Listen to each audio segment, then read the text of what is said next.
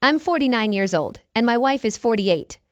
We've been together for 2 decades, and we have a couple of kids, a 16-year-old boy and an 18-year-old girl.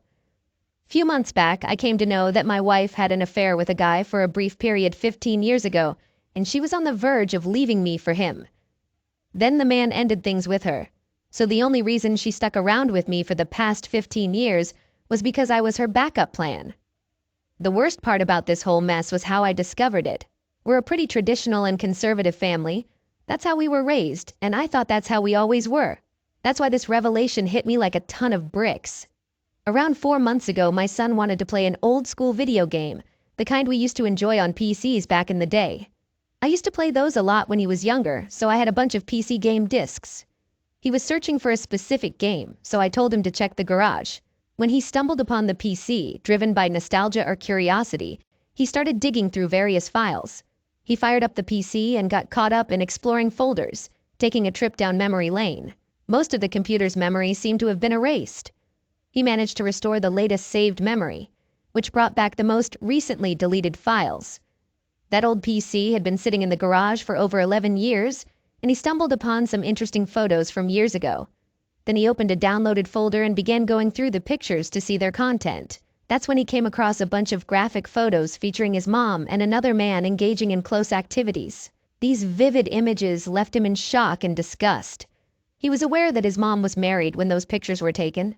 Not knowing how to approach me, he decided to confide in his older sister. She was equally stunned, and together they found the courage to bring this matter to my attention. Few days down the line, I'm just parked in front of the TV after a day's grind, when my son and daughter roll up and let me know they've got something serious to drop on me. Judging by the way they're carrying themselves, I can tell that things aren't all good, so I'm all ears. Then my son steps up and starts laying out how he went hunting for a game disc in the garage, and then decided to pull a move and bring back some deleted files on the computer. And wouldn't you know it, that's how he stumbled upon a whole bunch of pictures showing their mom doing that with another guy. Once they spilled out the whole story, I found myself at a loss for where to even start. It was beyond horrifying, not just because my wife had been unfaithful, but also because my son had glimpsed those graphic images of his own mother. I had no clue how far this affair had gone, so I lugged the PC over to the dining table, fired it up, and dove into the very pictures they were talking about. I can't even put into words how stunned I felt. Those detailed snapshots depicted my wife in her younger days, back around the time our 2 kids were born. The images were vivid and numerous, a whole collection of them. I counted a total of 52, and they showcased her in poses that made my stomach churn. Like she was some sort of adult film star, while her affair partner played the role of the photographer. I couldn't wrap my head around the fact that my son had seen those images. I decided to conduct a hasty investigation before my wife returned home. Knowing the passwords for her old email address, I went through her messages, focusing on the dates when those pictures were downloaded. Unfortunately, I couldn't find any exchanges between her and her affair partner. When my wife's car rolled into the driveway, I instructed my kids to stay put in their room, shielding them from the upcoming confrontation. As soon as my wife stepped inside, I beckoned her over to the dining table. I aimed to catch her off guard, uncertain if the affair was still ongoing. As she approached the dining room, her face bore an expression of curiosity. I observed her response as I scrolled through those graphic images of her and her lover. At first, she covered her mouth in a shocked reaction. Ensuring she understood the situation, I explained that our son and daughter had discovered the images and held on to the secret until their guilt became too much. Tears welled up in her eyes as I confronted her about the duration of the affair, and that's when she revealed it had occurred 15 years ago. It took quite a bit of pressing and accusing throughout our entire relationship for her to finally admit that the affair involved only the man depicted in the photos. She only came clean because I caught her off guard.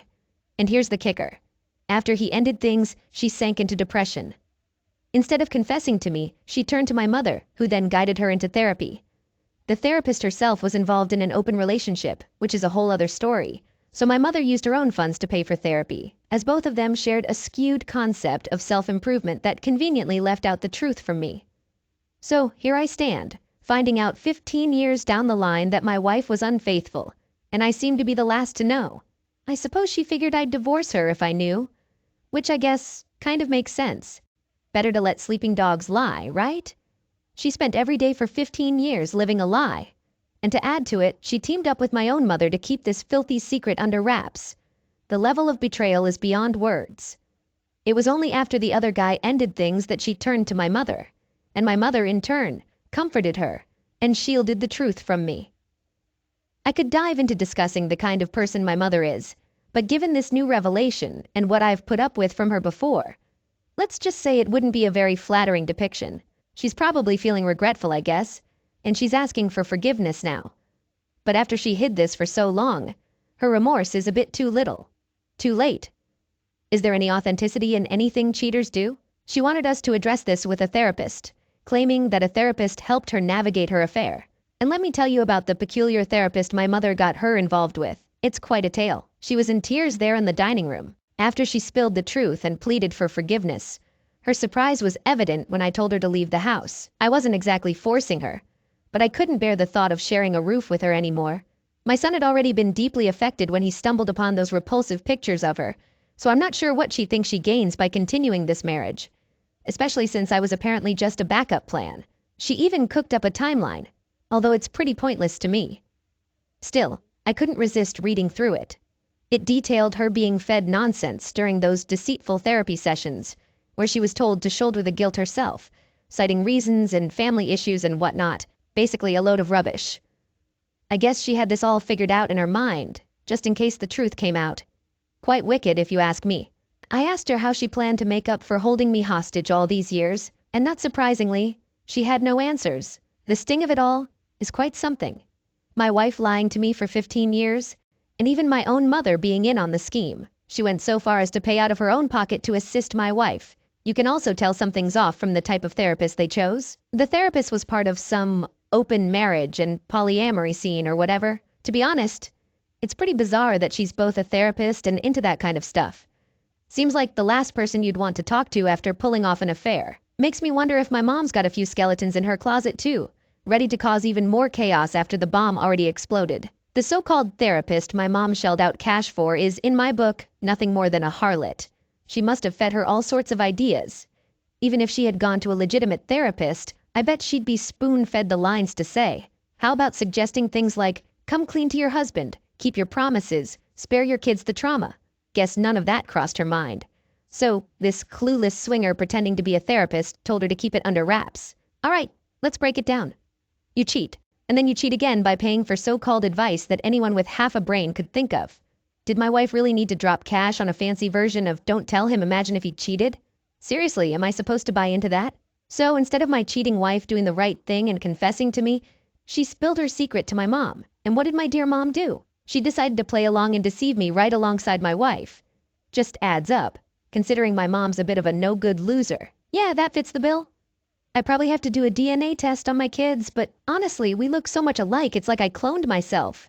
They've got some of my genetic traits too, but if it turned out they weren't mine, it'd feel like my whole world was shattered, not just a part of it. It'd be too much for me to handle, honestly. I'd probably just hit the delete button on myself. Not 'cause it's their fault or anything. I mean, I couldn't live with that kind of truth. It'd just be too heavy to carry, you know? Finding out that my whole life was a lie, not just half of it, would be soul-crushing. Oh, by the way, the guy my wife fooled around with wasn't even married back then. He was just using her for some fun, and then dumped her when he got his fill. I did some digging on him, but he's vanished from where he used to be. Can't find a trace of him anymore. After my cheating wife packed her bags and left, I gave my mom a call and confronted her. She had the nerve to say she was trying to keep the family together. I told her that by doing what she did, she stripped me of my right to make a choice. She's lost all access to my family now, that's for sure. I asked her if her whole progressive lefty Christian facade was worth cutting off ties with her own son and grandkids forever. Might have come across as tough talk, but when she didn't respond, I figured being a martyr for my wayward wife was worth it in her eyes. Ending my marriage wasn't my choice. She already made that call 15 years back when she cheated on me. I stuck around in the marriage based on false pretenses. Yeah, sure, she apparently improved after therapy, except for the whole lying and holding me hostage thing. Supposedly she became a better person thanks to therapy, but that's a big fat lie if you ask me. I mean, seriously, if you need therapy to teach you basic decency or how to show empathy, then you're probably just an all-around useless person. I mean, come on. Do you need a tutorial on how to breathe too? Maybe I'm not saying it eloquently, but what I'm getting at is that my wife is all show, even if her changes are legit. It's quite telling that my wife had to take advice from a woman whose sole life purpose seems to be hooking up and heading for eternal damnation. just to learn how to be a better person. It's frustrating how the cheater seems to end up just fine in the end. Whether they stay together or split, they somehow come out unscathed, while the faithful spouse is the one suffering. If you add up the pain of all the cheaters, past, present, and future, whether they're remorseful or not, it still wouldn't amount to even 0.1% of the pain felt by a good spouse. I've got a lawyer on board and we're gearing up to serve her soon. I guess that swinging therapist of hers is probably out of a job now. After all these years of her ineffective advice, there are always other opportunities out there, so she'll manage. But let me tell you, divorce laws are a mess. I've been living a lie all this time while still being married. Everything I've earned since her affair should rightfully be mine. I know these divorce laws were likely made by cheaters themselves, but it's still downright unjust to me. I had a chat with my lawyer, and he's laying out how much of my assets I'll have to give up in this divorce, and it's making me furious. Imagine divorcing a cheater, only for them to go on and remarry, with my money. It's a ridiculous situation. Anyone who does that, whether they're a harlot or a pig, is just despicable and deserves to face the consequences. I've been robbed of years of my life, and I shouldn't have to part with anything I earned. Just because it's a law doesn't automatically mean it's a good one, like that whole no-fault divorce thing. Remember, there was a time when owning slaves was legal, and you could even destroy them until the 60s. Legal, but definitely not good. Yeah, I get it. I'm just pointing out that it's unjust. If my wife truly felt remorse, she'd give me whatever I asked for. Especially considering she won't need a ton of money herself. And here she is, still lingering in the house even after I told her to leave. It's like facing a never-ending cycle of being pestered and disturbed in my own damn home. My logic behind it was simple. The kids want to stick with me, and they're upset and scarred by this whole mess. How would it look if the divorce turns out lopsided? At least she managed to grasp that it's bad, though she's got that part right. Strangely, our marriage seemed to improve after her affair therapy, which only makes this whole situation worse. My kids are almost grown, practically adults. I'm not sure what those idiots will do when my kids decide to just move out and come over to my place on her days. I can already hear them trying to point fingers at me, but that's par for the course, I guess. I'm here knocking on your door today because your kids have had enough of your lousy ex-wife's place. Yeah, she might lose her temper anytime or decide to give your son another dose of inappropriate pictures, but that's just the way it is. Hand over your kids to the state, or there'll be consequences. I never signed up to be a commodity, any time or day. When I went ahead and filed for divorce, I paid a visit to my pastor to have a heart-to-heart. Now, my pastor's an expert when it comes to dealing with infidelity, and he had my back on the call I made. I don't need some therapist telling me it's all my fault, or my wife was dealing with some deep sorrow or sickness, especially after seeing what her so-called swinger therapist advised her to do. I'd rather skip that circus if you ask me. I'm not turning the kids against her. They've decided they're sticking with me no matter what. Though I did drop a hint that if I end up shelling out big bucks, we'll all know she was just feeding us a pack of lies about being truly sorry, which is damn true. It's not just about her cheating. It's about those 15 long years of being played like a fiddle. 15 years of my life swiped from right under me. If this all came out just a month ago and I learned about it today, maybe I'd be fine with some sort of division or whatever else. Gratitude. That's what I'm asking for. She's flat out refusing to put her signature on those divorce papers and isn't up for discussing the whole divorce deal, claiming she's all about keeping the family glued together while I'm looking to break it all apart. With her dragging her feet and adding to the family's misery by playing the "I won't talk about it" card. We've decided to let the kids take the call on who they want to be with. I've been keeping it straight up, no beating around the bush. I won't feed them any lies or keep vital info from them. There are some details I haven't shared because they wouldn't be of much help anyway. They've got a good sense of what's right and what's not. They're almost adults, and they can figure out how to handle things themselves. Still, I'm not going to keep things hidden from them. So, eventually, she made the move to leave once she realized the kids weren't interested in hearing her out. Even though she's showing remorse and has clocked in hours in therapy, that affair seems like ancient history to her. Maybe it doesn't click for her why we're all worked up. But let me tell you, for me, that sense of betrayal is as fresh as ever. It might take her some time to grasp the fact that our marriage is done and dusted, but eventually she'll get it. I'm not waiting around forever, though. I'm going ahead with the divorce, whether she's on board or not. She's been a master of lying, deceiving, and backstabbing for 15 of our 20-year marriage. Truth is, our entire time together has been a sham. The only silver lining in this mess is my kids, and they've picked the right side to stand on. Now, As for my mom, she's crossed a line that's unerasable. Might seem tough, but I've drawn the line. I won't ever talk to her again as long as she lives. Story 2. I'm 31 years old and have had my fair share of toxic relationships in the past. But meeting my current girlfriend, who's 26, felt like a breath of fresh air. She's amazing, and you know the story. We had that deep, forever kind of love going on. My buddies couldn't help but keep saying how lucky I was this time around. My best pal even teased that she was like an angel. I thought the same. When I met her family, they embraced me like I was already one of them. My own family kept singing her praises while highlighting the stark contrast between her and my ex. She had a better character and was even more beautiful. Everybody warmed up to her quickly, cautioning me not to let past hurts get in the way of this beautiful relationship I was in, as if I needed a reminder. There wasn't much from my previous relationship that was bothering me anyway. She was gradually wiping away those old wounds. In our 3rd year together, I surprised her with a ring during a dinner and popped the question, asking her to marry me. She said yes, but with a condition. She wanted me to put more effort into asking for her hand in marriage. And so, the preparations for our grand engagement party kicked off. Everyone was thrilled, and they all pitched in to help organize the event, although there wasn't much left to do. The girl of the hour had already hired a party planner to take care of most things. The only thing left was to finalize her outfit. One of my pals, a professional fashion designer, offered to create the dresses, but she kindly declined. She said her best friend, who was also a skilled fashion designer, had offered to make the dresses for a low cost, not that money was an issue. I didn't like her friend. Not because he had done anything wrong. It was just the way he hugged my girl. Gave her a peck on the cheek, put his arm around her waist, and all those annoyingly familiar gestures that got under my skin. He wasn't a fan of me either.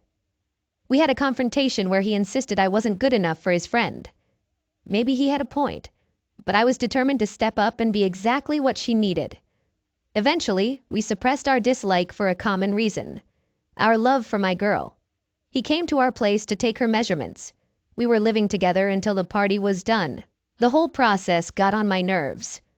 Those moments when his fingers seemed to linger around her chest and how he took his sweet time adjusting the tape around her waist drove me crazy. After he left, I voiced my frustration, and she just laughed it off, assuring me it was harmless. She said her friend was a good guy who was going the extra mile to do a great job. But he definitely didn't strike me as a good guy. I was a guy who could tell a good man when I saw one. When I kept insisting that her judgment was off, she asked if our marriage was going to be like this. Me trying to mess up her friendship just because I felt insecure. I quickly said sorry to her and comforted myself with the thought that she was mine, not her best friend's. Whatever he felt for her, it wouldn't amount to anything real. A few days later, she let me know she was going for a fitting session. When she got back that day, she said one of the 3 dresses had a small mistake, so she'd go back for another fitting once it was fixed. This became a routine. Her friend's fashion place became like her second home. Almost every day, she'd be there for fittings. When I couldn't handle it anymore, I confronted her about choosing her friend's service when he wasn't the pro she claimed he was. She got really angry and warned me to keep away from her friendships. We never talked about our dress issue again. A week before the party, I got home at night and found her sister, who said she had gone to her friend's for another fitting. I decided to head over there myself. A feeling inside me said there wasn't actually anything wrong with her dress. She was likely just obsessing to make it absolutely perfect. So I arrived there and noticed the closed sign on the front glass. The lights were off, but the window shades were up, indicating someone was inside. I walked in and saw her and her friend being very intimate, holding and touching each other. Strangely, I didn't feel surprised. Maybe deep down, I had already sensed something like this. I just stood there, watching her scramble to cover up, while her friend leaned against the counter with a smug grin on his face. As she tried to get herself together, she turned to me and started crying, insisting that things weren't what they seemed. I asked her to explain, but she couldn't give a clear answer, so I left. She tried to follow me, but I heard her friend telling her to get dressed first. I got into my car and sped away, scolding myself for taking so long to figure out who she truly was. When I got home, I told her sister about what I had discovered, and she got really angry, even angrier than I was. She kept repeating, "Not again." I didn't get the chance to ask her what she meant because she left shortly after that. After that, I phoned her dad and shared what I had witnessed. It was clear that her parents were devastated and embarrassed. They disclosed that she had ruined 2 previous relationships due to her cheating, but they thought this situation was different. So, that's my current situation. Tough luck for me. It's been a year since that awful night, and I've come to terms with the betrayal. I joined a couple of support groups, and they proved to be quite helpful. About 5 months ago I bumped into her and she had a whole bunch of explanations to offer. Most of them boiled down to her ridiculous claim. She was bored. What an absurd reason to cheat on someone who cared for you. She even had the audacity to argue that it wasn't cheating since she wasn't in love with her friend. She suggested counseling as if that would make me come back to her. As if it would save the day. I told her I'd rather live in a pigsty than accept her back. She got angry and insisted that if I didn't want her, I should at least tell her family that she hadn't cheated on me. They had refused to speak with her until she convinced them that she was innocent. Yep, she spun a tale to her folks about her innocence, but they weren't buying it. They knew better, considering it wasn't her first time caught cheating. I made it clear to her that I wouldn't lift a finger in her favor, even if hell froze over. She tried to pull a stunt in public, yelling that I was treating her badly. But I turned the tables on her, letting the little crowd she gathered know that she had cheated on me. I even suggested calling her parents as witnesses. When she realized I meant business, she bolted from the scene. Haven't crossed paths with her since then, and I sure hope it stays that way. Story 3. My wife and I ran a bakery for 5 years. It was more her thing than mine, really. Baking was her true passion, and I happily played the role of her assistant. My own passion, though, was voice acting and doing impersonations. I was just starting to earn some extra money using my skills, so I wasn't too thrilled about spending time at the bakery. My wife started getting frustrated with me because I didn't share her enthusiasm. I never thought it would cause problems between us, but it ended up doing just that. Then, one day, I was helping out at the bakery when a familiar customer walked in. I knew him, let's call him AP, for quite a while, but this time, he seemed disappointed to see me behind the counter. It was like he almost wanted to leave right then. I took his order for his daughter's birthday cake and he kept glancing towards the back. He also asked how my wife was doing. When he left, I mentioned to my wife that he had been in and placed an order. She glanced at me with curiosity, then seemed disappointed, and turned her attention back to her dough-covered hands. She mentioned how much she enjoyed interacting with customers because she takes pride in our business. I gave a vague response like, since I was eager to head home and work on recording voices.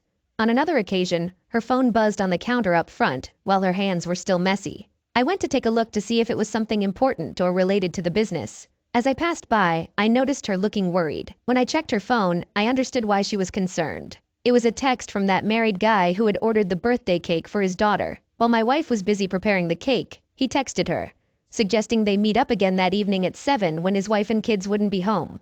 My jaw practically hit the floor as I read it. Then another text popped up saying how he missed being close to her. In a mix of shock and disbelief, I entered my wife's phone passcode for the first time in a year.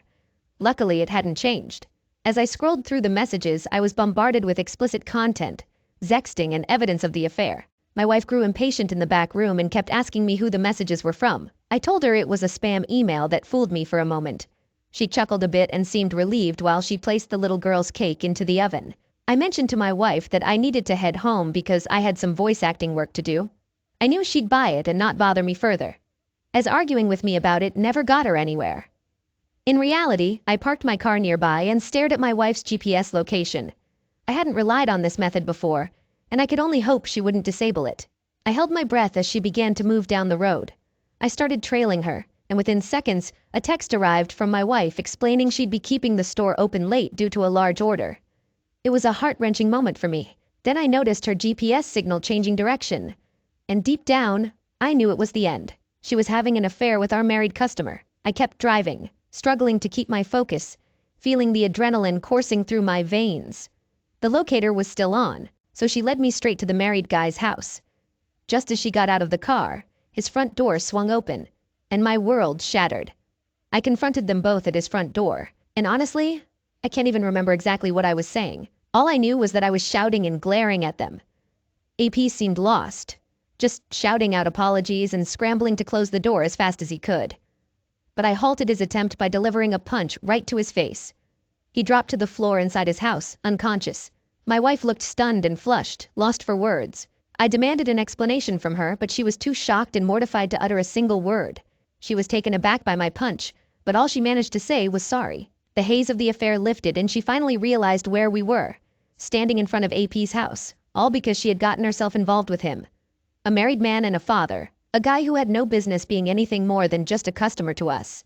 I found myself yelling again as memories of our wedding day and the start of our business flooded my mind.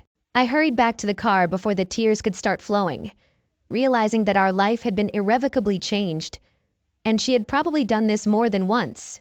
I couldn't shake the memory of all the messages they had exchanged, and the way she had lied to me.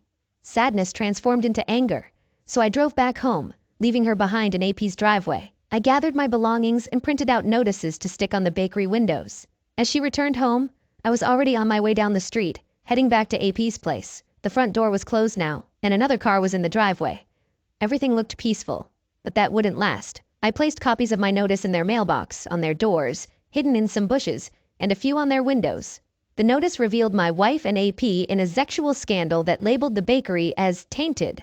I quoted some of the explicit things they had said to each other and even included a clothless photo of each of them. After that, I reported the situation to the health department. Hours later, the entire town was in turmoil. People were chattering rapidly about the scandal. You don't realize how small a world can be until it all comes crashing down. Before the divorce was even finalized and before the health department officially mandated her closure due to the loss of customers, my wife shut down the business. She left the state by herself with her SUV packed full, heading towards someone she had met online in search of a roommate. Since she couldn't afford the house without the bakery, I got to keep it. I sold the house, and just like that, everything we had built together was dissolved. Amidst all this, she did try to reach out to me. Through her attempts, I found out that AP was actually divorced, but they decided not to continue their relationship. He had to move 120 miles in the opposite direction. She would repeatedly apologize and claim to understand why I ended our relationship. When I asked her why all of this happened, she could only say that he complimented her cooking and made flattering comments, like wishing she were his wife. I responded by telling her I wouldn't wish for her to be anyone's wife. After that conversation, I stopped answering her calls. I knew she might be feeling scared or overwhelmed, but I didn't want to get caught up in her situation. I focused on my own healing and well-being. With the profit from the house sale, which I didn't want to see again, I found a wonderful new place to call home. This new place even has a home office that's perfect for my voice acting and impersonation career. Hello, I'm Jason, a 47-year-old man. I'd like to share a significant event from my life here and seek some advice. This story takes us back 12 years when I was married to my first wife, Susan. We were together for 7 years and had 2 kids, Laura and Lucas, who were 5 and 3 years old at the time. Our life was pretty routine until one unfortunate day. One morning while I was driving to work, a speeding car from the opposite direction crashed into mine. The next thing I knew, I woke up in a hospital bed, covered in bandages and casts. The nurse told me I had been in a coma for 2 days. I expressed my gratitude to the doctor for saving my life. While I was thankful for a second chance at life, I had no idea about the calamity that awaited me. A week into my treatment, my doctor broke the devastating news that my lower body was paralyzed, and I might never walk again. I was devastated. Susan was equally crushed by this news because she had to take care of the household and the kids on her own. I fell into a deep depression, unable to accept my life confined to a wheelchair. My days were spent staring at the hospital room walls, resenting how my life had turned upside down. I mourned the fact that I'd never play soccer with my children, dance with my wife, or experience freedom again. To make matters worse, Susan stopped coming to visit me. Initially, she brought the kids to see me 3 times a week, and those moments were what I cherished the most. But as time went on, her visits became infrequent. I begged her to bring the children more often, but she claimed they didn't want to see me as frequently. I felt utterly hopeless. Then one day she handed me divorce papers stating, "I can't spend my life with a disabled man. I'm still young and want a normal partner." I won't lie, I could feel it coming.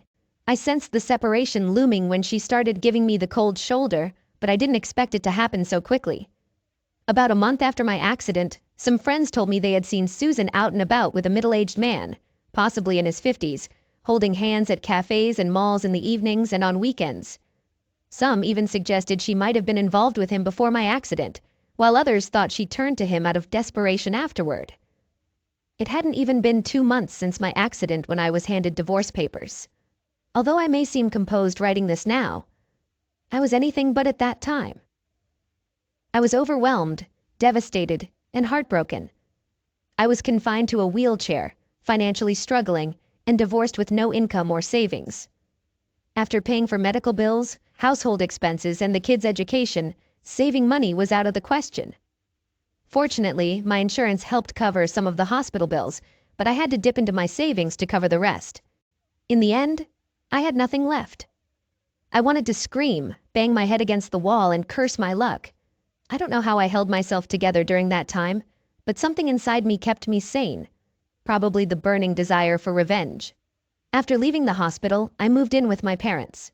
At 35, I was divorced, had no income, and relied on my elderly mother both physically and financially. My mother worked as a florist running a small shop in the suburbs. The income from the shop and her pension covered her expenses, and she offered to support me with these limited resources. It was incredibly challenging for a 35-year-old man to depend on his 62-year-old mother. Shortly after my release from the hospital, I tried to visit my children. When I arrived at our home, it was locked. The neighbors informed me that Susan had moved to her boyfriend's place with the kids. According to them, Susan's new partner was a wealthy but older man who had been divorced 3 times and had no children of his own.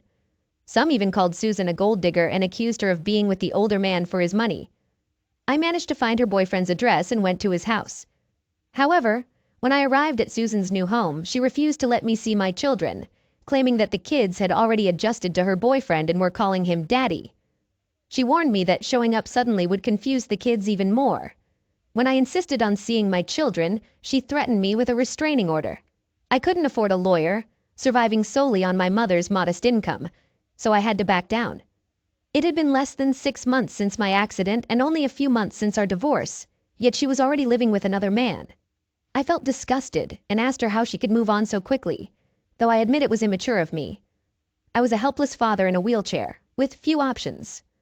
I begged her for just one chance to prove my worth, but she degraded me, calling me a burden and a cripple. I inquired if she had cheated on me before the divorce because she was already living with her lover just a month after our divorce was finalized. She dismissed my question, saying it was none of my business and that I should never appear before her again. I stared at her, reflecting on our 7 years of marriage as she had replaced me so swiftly with someone else. With tears in my eyes, I left, feeling defeated and humiliated. When I returned home, I cried like a child in front of my mother, who comforted me. She encouraged me to take control of my life, but I felt lost and directionless. To begin, I joined my mother in her shop. I assisted my mother with making bouquets, serving customers, and maintaining the shop. It didn't take long for me to realize the business had significant growth potential, but my mother was too fragile to manage it on her own. I used my old contacts to secure contracts with event management companies, providing flowers for their events. Over time, I assembled a team, secured contracts for venue decorations, and eventually launched my own event management company. It took me 12 years to rebuild my life from scratch. Throughout this journey, my mother stood by my side, offering support and encouragement to help me bounce back. A year after my accident, I found out that Susan was leaving the city with my children and her lover. I hurried to their house to see my kids, but they had already left by the time I arrived. Before that, I had made several attempts to reach out to my children, but Susan insulted me and sent me away each time. Susan had full custody of the children and the authority to make decisions for them. Because I was physically and financially challenged, I couldn't pursue joint custody. I couldn't contest her restraining order either, as I couldn't afford a lawyer. Meanwhile, Susan had a wealthy boyfriend named Evan. I didn't know if he had been with her before my accident or how he suddenly entered her life. All I knew was that he was a wealthy man with significant family assets. Over the past 12 years, I made several attempts to meet my children whenever I had leads, but faced continuous failure. Susan would threaten to have me arrested, leveraging her boyfriend's money and connections, even though they never got married despite living together for 12 years. A year ago, I finally decided to file for joint custody. I was waiting for my event management business to stabilize before taking this step. I successfully filed for custody and was granted 15 days with my children. They'll be coming to my house next week.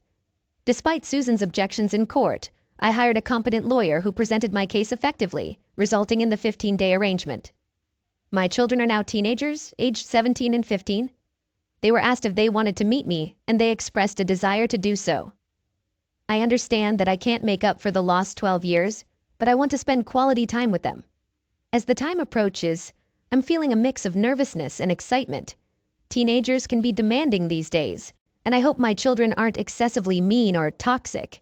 I'm unsure about what story Susan has told them over the past 12 years, and I'm debating whether I should tell them the truth about their mother. I'm uncertain.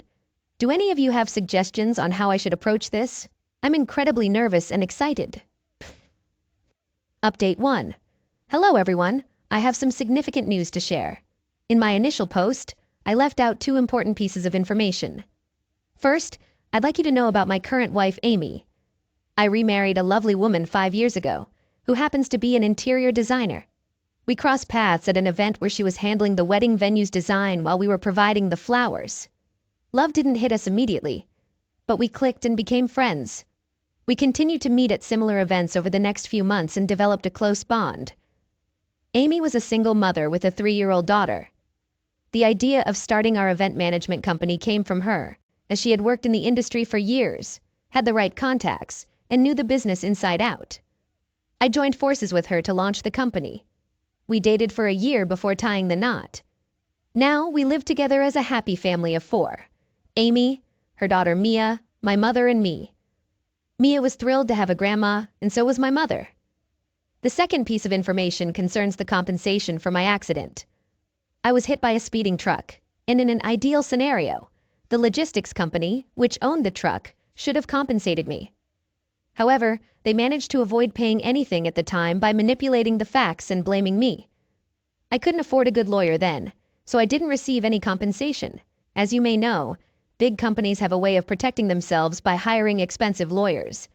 After my marriage to Amy, she suggested that I reopen the case since we could now afford a competent attorney. The case is still in progress, but my lawyer has given us hope that the judgment will be in our favor. Now let's get back to my story. As I mentioned in my original post 3 months ago, my children were scheduled to visit me after 12 years of my divorce. I was a mix of excitement and nerves, but Amy provided me with reassurance and support throughout. I went to pick them up at the airport. The older one, Laura, is now 15, and the younger one, Lucas, is 13. They've grown into beautiful and handsome teenagers. After the initial greetings, our conversation ran dry, and things got a bit awkward for all 3 of us. During our ride home from the airport, I tried to break the ice by asking them about school in their city, intentionally avoiding the topic of their mother. They didn't bring her up either. The kids were oddly quiet, maybe waiting for a chance to plug in their earphones, like typical teenagers. When we arrived home, Amy greeted us. The children seemed surprised, as if they didn't expect to see her. I'm not sure why they were taken aback by Amy's presence. If their mother could move in with another man within months of our divorce, why couldn't I remarry? Amy had prepared the guest room for them. We had lunch together, and Amy presented the vacation plans we had prepared for the family. Their reactions were rather neutral. They didn't seem particularly excited, nor did they reject the plans. Amy and I were puzzled by their mixed reactions. They withdrew to their room, and shortly after I received a call from their mother, Susan, accusing me of manipulating our children. She claimed that I had brought them to my house with Amy to influence them. Her behavior left me feeling disoriented. Susan also accused me of concealing the truth about my marriage. I was taken aback by her allegations, and after hanging up on her persistent calls, I decided to address the issue directly. I called my children and asked them what was bothering them. After some initial hesitation, they opened up. They were angry with me because they were told that I had abandoned them. It turned out that Susan had manipulated the children and filled their heads with lies and deception. I disclosed the whole truth to them. It wasn't me who left. Their mother quickly moved on to another man when the opportunity arose. Even though they were kids at the time, they remembered those events well. I explained how Susan took them to the older man's house and how she had threatened and driven me away whenever I tried to contact them. I showed them the restraining order and all my rejected requests to see them. This revelation brought them to tears, and they regretted believing their mother's lies all these years. My younger son, Lucas, confessed that he once tried to contact me on social media, but Susan discovered it. She emotionally manipulated him and made him promise not to contact me again. The children also revealed that Susan's husband had scolded them. Susan and the children faced mistreatment at family gatherings because they were not married. Susan continued to live as a mistress in his house. Despite covering their education expenses, he never acted as a father figure to them. Hearing about my children's hardships broke my heart. After all the truths came out, we embraced and shared our tears. We went on a week-long vacation in Florida and had a wonderful time together. Laura and Lucas formed bonds with Amy and Mia, who will turn 8 this year. Seeing my entire family together made me incredibly happy. My children posted our group photos on social media with the caption, "Happy Family." When Susan saw these pictures, she called them and scolded them for their foolish actions. She accused them of betraying her by getting close to us. She texted me, threatening not to let me see my children if I did anything to turn them against her. I chuckled at her empty threats and continued enjoying our vacation. After our vacation, my kids visited my relatives, who warmly welcomed them. I was happy to see our old connections rekindled. Before leaving, they promised to stay in touch despite Susan's threats. They mentioned feeling uncomfortable at her place and pledged to live with me after finishing high school. I gave them a hug and said goodbye. When they returned, they talked to Susan about her behavior, but she accused me of turning them against her. It's been a few months since they came back, but we communicate often. I look forward to having them live with me again. Update 2. Hello everyone, I know it's been a while since I last posted an update. There's been a lot of turmoil in the past 6 months since I first met my kids. 3 months ago, we finally resolved the court case with the logistics company. And guess what? I received substantial compensation, not just for the accident, but also for the unfairness in the initial trial. I'm not sure if I mentioned this before, but in the first trial, the logistics company that caused the car accident falsely blamed me. As a result, I didn't receive any compensation. I followed my wife's advice and appealed the case, and this time I won. I shared the news with my children, and they were thrilled. They wanted to see me, and I promised to have them permanently back with me. About a month later, Susan unexpectedly showed up at my office. She held my hand and asked for forgiveness. I was surprised by her sudden appearance. She confessed that she had become desperate after my accident. She had connected with an older man who was looking for a companion. I had to look up some terms I didn't know at the time. This man had bad experiences with younger women who took his money and left after a few months. So he decided to be with someone not as young, like Susan, who was 32 at the time. Susan had 2 children, which she saw as a way to ensure her loyalty. The man was upfront about not wanting to marry her and keeping her as his mistress to avoid sharing his inheritance with my kids. Susan agreed to this arrangement because he promised to provide for and support their education. I asked her why she didn't find a job, and she explained that she had never worked before and wasn't sure if she could maintain the same lifestyle her lover provided for free. She kept emphasizing that she was doing everything to secure the children's future. I got frustrated with her constant nagging and raised my voice, telling her that she should have given me a chance to recover if she was genuinely concerned about our children's future. She should have discussed it with me instead of assuming things and leaving me without any notice. I made it clear that I had moved on, and her pleas didn't matter to me. She brought up all the happy moments we had shared, like our wedding day and the birth of our 2 children. But I brushed them off, saying I had changed, and those memories no longer meant anything to me. She went too far by suggesting that she and my children were my true family, not Amy and Mia. She even claimed that Mia wasn't my daughter and that I could never have a real family with Amy and Mia. I was disgusted by her hurtful words. I firmly told her that I loved Amy and Mia, and they were my true family, not her. She caused a scene in my office and refused to leave until I warned her about involving the police. After that, I went home and told my mother and Amy about it. Amy was naturally upset, but she handled it maturely and didn't make a big deal out of it. My mother mentioned that she never liked Susan because of her selfishness. Mom even suggested that Susan had only come back to me because of the money I received from the court settlement. She called her a gold digger. When my kids found out about their mother's behavior, they scolded her and told her to stay out of our business. I'm not sure how her sugar daddy found out about this incident, but he threatened to cut ties with her if she tried to contact me again. I couldn't be more grateful to him. The latest news is that my children will move in with me this month. They'll stay with us briefly before I enroll them in a nearby college. They want to experience college life and live in a dorm. I believe it's important to stay connected but also give ourselves some space to get to know each other. Story 2. I, 37-year-old man, was married to my ex-wife, 35-year-old woman, for 10 years when she was diagnosed with cancer at 33, stage 1 breast cancer. She had a tough time, but after surgery, she recovered. I took time off work to care for her and was by her side the entire time, as we had moved away from our family. I noticed that she changed a lot, which was expected after going through such a major ordeal. She wanted more from life than just a 9-to-5 job, so she decided to quit and travel for a while, doing whatever she pleased. Initially, I joined her because I wanted her to be happy and it reminded me of her younger self. However, her new lifestyle quickly drained our savings, so I went back to work and essentially funded her new way of life. Even though it was tiring, I didn't mind much because I loved her. Seeing her so happy and full of life after everything she had been through was enough for me. However, one day I overheard her talking to a friend on the phone, expressing dissatisfaction with just me and a desire to be with other people. I was shocked and didn't know how to react, especially since our intimate life had become more active during that time. It was painful to hear her say that. That evening, she brought up the idea of having an open marriage. By that point, I had time to think, and I realized I couldn't agree to that.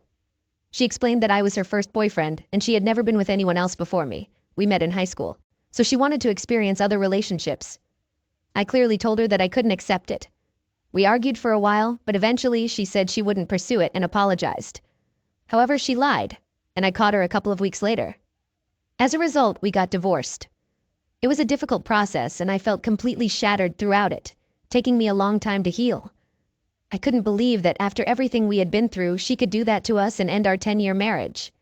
It's been nearly 2 years since the divorce, and yesterday she got in touch through a friend asking to meet up.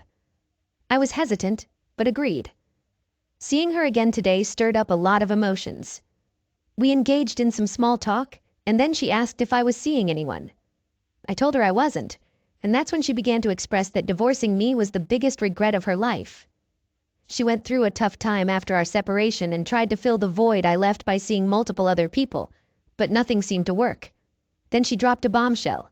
She wants us to get back together. Apparently, she had been inquiring about me before this meeting, and when she learned I hadn't been with anyone since our divorce, she assumed I felt the same way. I left feeling bewildered, telling her I needed time to think.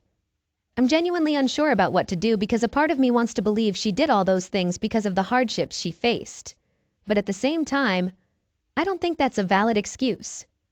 Should I give her a chance to explain herself before making a decision?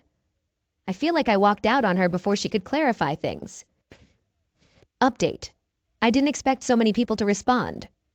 Long story short, she found out about my post because she's an active user of this subreddit, and the timing made it clear it was me. I woke up to a message from her this morning. She mentioned that she saw it and was sorry. She claimed that reading what I wrote gave her some insight into my perspective. However, the truth is, she didn't fully understand. What I shared here is only a small part of what I felt and went through, so she can never truly comprehend it. She also acknowledged that dealing with cancer is a life-changing experience, and she expressed eternal gratitude for my support during that time. The whole ordeal terrified her and transformed her as a person. One day, waking up next to a stranger, she realized she had become someone she didn't recognize. She became aware of her mistakes and regrets.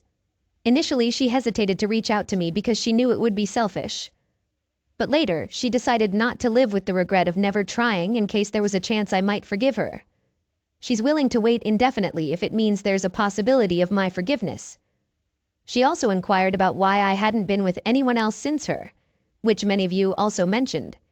To be honest, I didn't actively pursue other relationships because I didn't want to bring all this emotional baggage into a new one, especially before I had tried to work through my own issues. I feel like this is a good way for me to find closure. After reading many of your responses, I understand that I may never forget what she did, but I do want to find a way to forgive her as a means of moving forward. I communicated all of this to her before sharing it here. Story 3.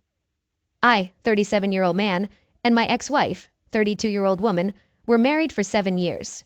We were deeply in love, and I never thought I'd share my heartbreak story here. My wife and I used to be colleagues at work. Before my transfer, we both worked at the same company and were pretty close, but our bond grew stronger after I was transferred to lead a new branch of our company in a different state. She was one of the smartest workers we had, which attracted me to her. When we worked in the same office, I didn't have any romantic feelings for her. I just knew I liked her, and we used to talk regularly. However, weeks after my transfer, I can't explain how it happened, but I found myself talking to her every day. We continued this way for months until I asked her out.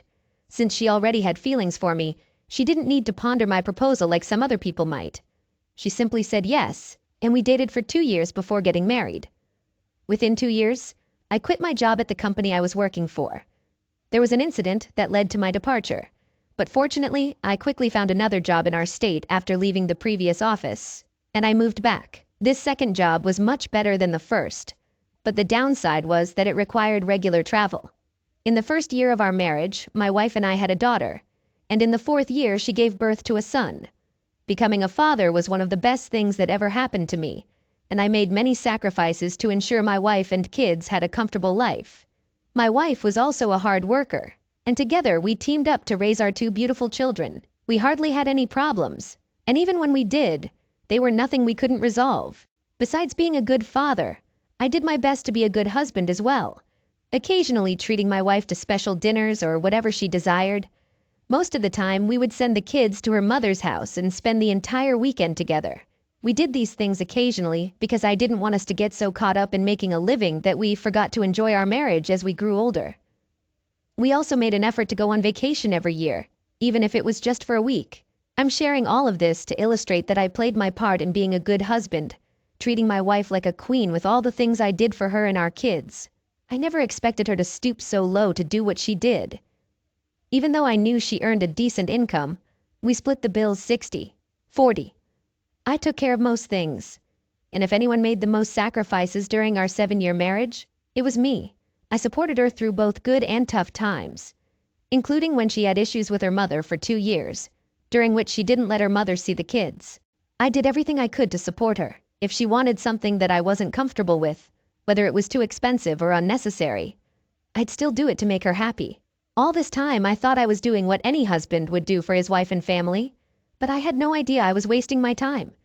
I wouldn't have even known my wife was cheating on me if things hadn't unfolded the way they did. On that day, I had a very important business trip scheduled. However, my clients canceled it on the same day. Since I had been traveling extensively, I had limited time to spend with my kids. Earlier in the day, my wife and I agreed that I would drop the kids off at her mother's house because I had to pass through that area to reach the airport. But when the meeting was canceled just 2 hours before my departure, I decided not to take the kids there so I could spend time with them. We played various games together, and it was a lot of fun. During our playtime, I made a deal with the kids that if they could catch me in our game of tag, I would treat them to ice cream. Giving them ice cream meant breaking their mother's rule of having ice cream only twice a day, but we promised not to tell anyone about it. While the kids were enjoying their ice cream, I noticed them whispering to each other. When I asked what they were talking about, they made me promise not to tell my wife. I was curious, so I agreed not to spill the beans. To my astonishment, the kids revealed that my wife had a secret friend. Whenever I traveled for a business trip, she would invite this secret friend over to pretend to be their dad until I returned. They even provided details, explaining that my wife's secret friend would stay overnight in our room with her. If I was coming home on a specific day, the friend would leave early in the morning. I was certain they hadn't made this up because it wasn't the kind of story kids could fabricate. They shared it with me because my wife's secret friend would also secretly give them ice cream, and they all promised not to tell their mom about it. I was furious to learn that a stranger was coming into my home to take care of my kids, and my wife allowed it. To prevent revealing what I had discovered, I asked my kids to keep it a secret from their mom, and they agreed not to say anything. Later that evening, when my wife returned home, I tried to get information from her, but she didn't share anything, so I stopped. I attempted to check her phone while she was sleeping that night, but couldn't find any evidence. So I decided to catch her in the act. 2 days after my kids confided in me, I lied to my wife, informing her that I had a business trip and would be back in 4 days. She went grocery shopping that morning, taking the kids along, leaving me at home to prepare. I told her I wouldn't be driving and planned to hire an Uber to take me to the airport, which she believed. About an hour later, she returned from her shopping trip. Shortly after her return, a man arrived at our house. I watched from the basement window as my wife greeted him with a passionate kiss before inviting him inside. She thought I was en route to my business trip and had no idea I was hiding in the basement. Once she and her AP, affair partner, entered the house, I called her mother and spilled the beans. I told her to come and assist her daughter in packing her belongings because our marriage was officially over. Then I ended the call and waited. Moments later, I heard a car screech into the driveway. As soon as it parked, her mother jumped out and began yelling and screaming. I'm sure my wife was shocked to see her mother there, but the look on her face when she saw me emerge from the basement was even more astonishing. She was left speechless and didn't know what to say. I was so disappointed that I couldn't even question her or confront her affair partner. I simply told her to leave my house before my return, and I took my kids out so they wouldn't witness their grandmother tearing their mother apart. Later that week, I arranged a paternity test for my children, and the results confirmed that they were indeed mine. I then explained the terrible things their mother did by bringing someone else to pretend to be their father. I'm not entirely sure they fully grasped the situation, but at least they understand why I divorced their mother. I hired a competent lawyer, and with their help, I obtained custody of my kids. Now, my children are all I have, and even if I decide to remarry in the future, it will be when they are older. She has attempted to send the kids to talk to me on her behalf, but I've warned them about that.